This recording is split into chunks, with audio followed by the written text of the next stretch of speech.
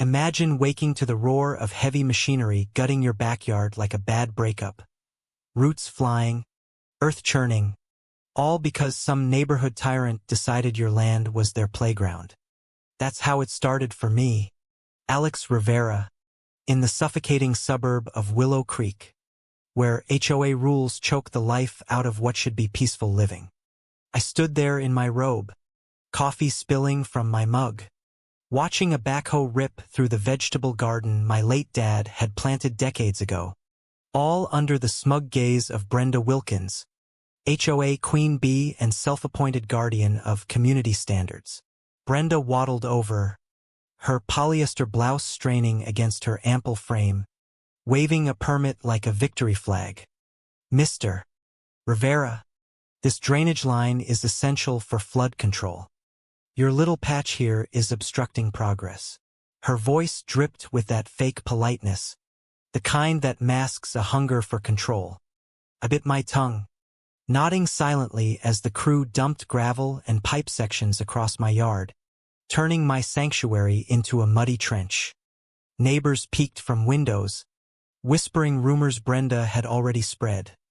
That I was a hoarder, my garden a breeding ground for pests.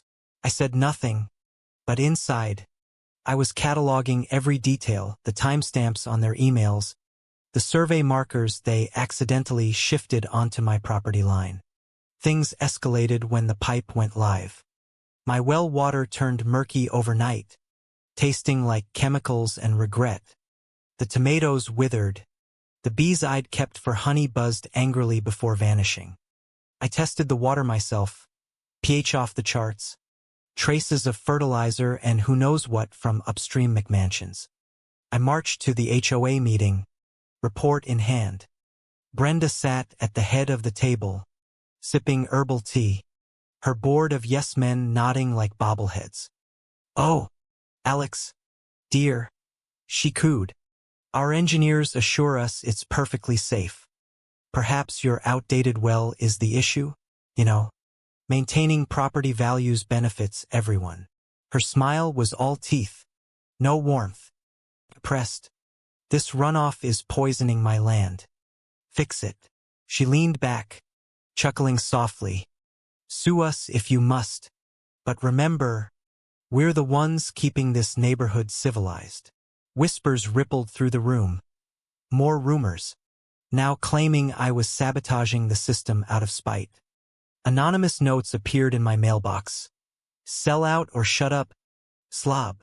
I endured it, smiling at the gossipers in the grocery store, but secretly, I installed hidden cameras along the easement, capturing HOA trucks dumping lawn clippings and pool waste straight into the pipe. The pressure built like a storm. Brenda ramped up her campaign, circulating a newsletter blasting my neglectful eyesore of a home, complete with sneaky photos of my faded fence. My sister called, furious. "They emailed my boss saying you're a health hazard. Now my job's on the line." Calmed her, but my fists clenched. That's when I reviewed my ace in the hole. Years ago, during a market crash, I'd quietly bought the local water co-op, Aquapure, under a shell company. No fanfare, just smart investing. Aquapure supplied the entire subdivision, including Brenda's pristine cul-de-sac. Their contract, ironclad, with clauses on environmental breaches allowing rate hikes or shutoffs. My footage showed blatant violations, enough to trigger every penalty. At the emergency town hall, the room buzzed with tension. Brenda perched front and center, fanning herself dramatically. I waited until her spiel about sacrifices for the greater good before standing. "Brenda, you've trashed my land, smeared my name, all while breaking federal water laws." Gasps echoed as I projected the videos, her crews caught red-handed. "And here's the kicker, I own Aquapure. Violate one more clause, and your taps run dry." Her face crumpled into a hilarious mix of shock and bluster, sputtering, "This is extortion. You're just a bitter nobody." The crowd turned, murmurs becoming jeers as residents realized their leader, had gambled their water supply. She stormed out, but the board folded fast, removing the pipe, paying $50,000 in damages, and forcing her resignation amid an EPA probe. Her empire crumbled.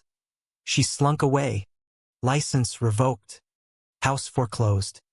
In the end, my garden bloomed again, bees returned, and Willow Creek breathed easier without her iron fist. But here's the twist.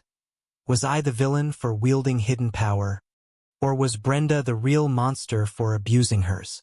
You tell me, who's truly wrong when the underdog bites back?